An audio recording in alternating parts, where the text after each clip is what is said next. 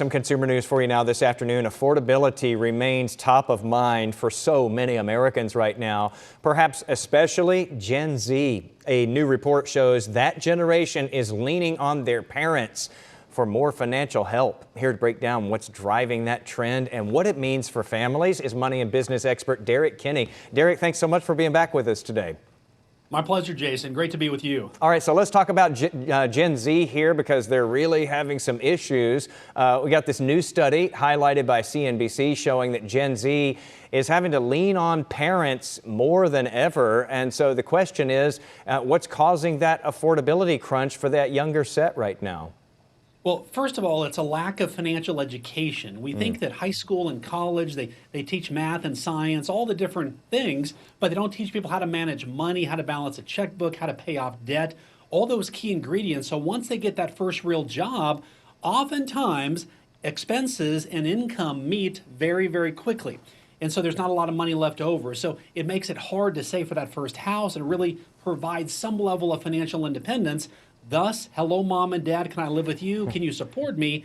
And ultimately that has to stop, or it could cost those parents some financial problems down the road as well. Yeah, that'll start pushing down some of those financial dominoes for sure. But you know how it is. When you're a parent, you want to help every way that you can to help your babies out there, no matter what their age is. And so let's say these parents wanting to help their adult kids, where are they drawing the line here between being supportive and unintentionally creating a sort of financial dependence on them?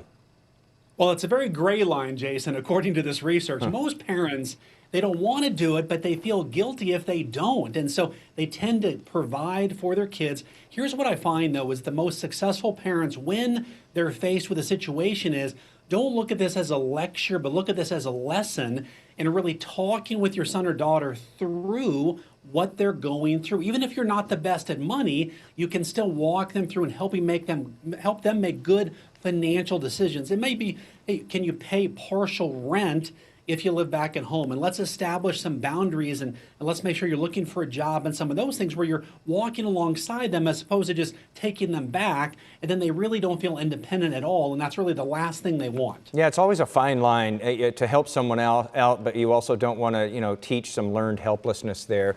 Let's talk about the risks for the parents, though, here, because, they're also trying to put that nest egg away. What risk are they facing if they're, stepping in too much, especially when it comes to their own retirement plans? It's like, I love you kids, but also do not mess up my retirement plans.